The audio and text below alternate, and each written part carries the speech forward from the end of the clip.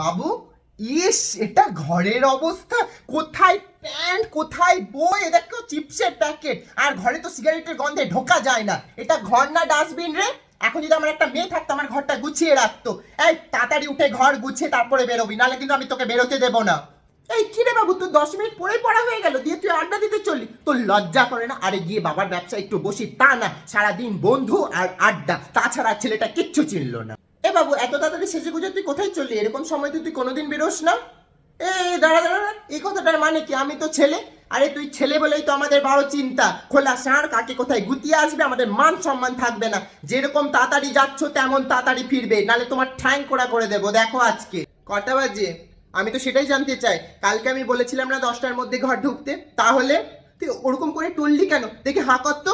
তুই চুইনকামটা আগে ফেল, ঘর ঢোক।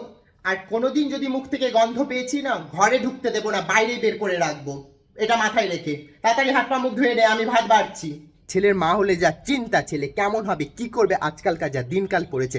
আর আমার ছেলে সারাদিন বন্ধু আর আড্ডা, আর একটু ব্যবসায় বসি তা না, ঘরেও মন নেই, সারাদিন শুধু মোবাইল আর নাহলে আড্ডা।